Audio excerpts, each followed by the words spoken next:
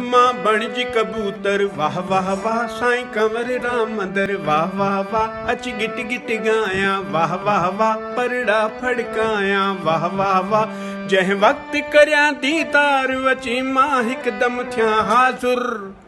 मां बणजी कबूतर बणजी कबूतर बणजी कबूतर